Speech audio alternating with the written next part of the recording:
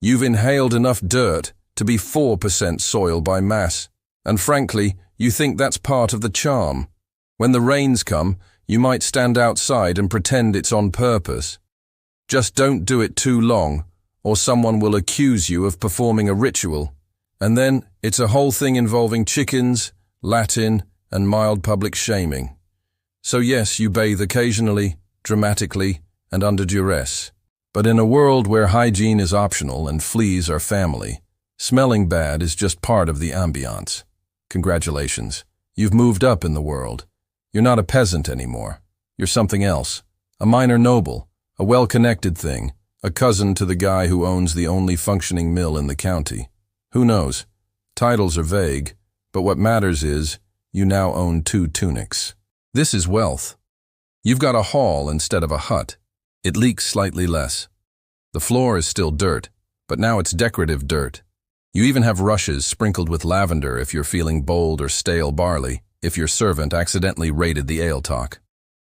Speaking of servants, you now have people to do things for you like turning your animal dung into fertilizer or throwing bathwater out the window so you don't have to aim it yourself. Power truly is measured in how little mud you have to touch with your own feet. Your meals are slightly fancier. Instead of barley stew, you get barley stew with herbs. Maybe even a hint of salted pork if the pigs weren't mysteriously borrowed by Vikings again. You have a wooden spoon that isn't shared with the goat. But despite all this lavish splendor, you still stink. Everyone does.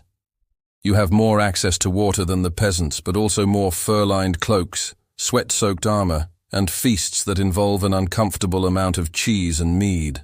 Bathing is a seasonal event, like harvest festivals or surprise Viking raids. Your local priest assures you that God loves humility, and what's more humble than smelling like a damp blanket left in a barn? Cleanliness may be next to godliness, but in your case, next to is separated by a rather pungent moat. Perfume exists technically, imported from distant lands or cobbled together by your healer using flowers and deer glands. It helps a little. Now you smell like a sweaty meadow instead of just sweat. Progress. Still, peasants admire you.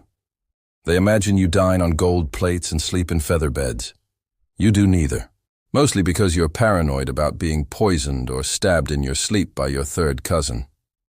In short, life at the top in Dark Age Britain is better, just not by modern standards.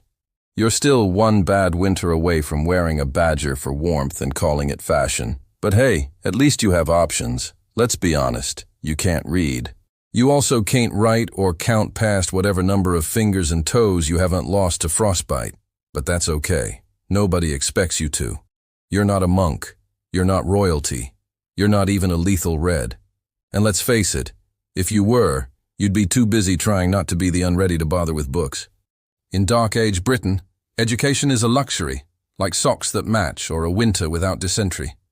The only people who get to learn things are monks, nuns, and the occasional noble child who can sit still long enough to not eat the parchment. Monks, of course, are the nerds of the age. They know Latin, Greek, astronomy, and how to draw suspiciously muscular angels in the margins of manuscripts. They live in cold stone buildings, write all day, and pretend to enjoy boiled cabbage. They insist knowledge is power. You suspect they just want an excuse not to shovel pudding.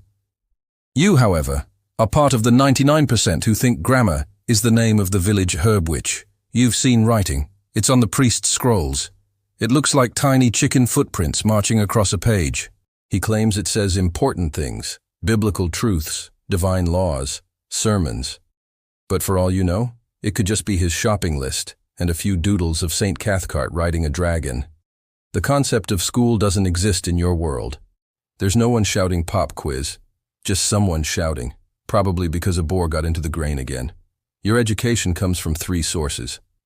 Your parents, who mostly teach survival, the local elder, who mostly teaches superstition, and life itself, which teaches pain in bulk.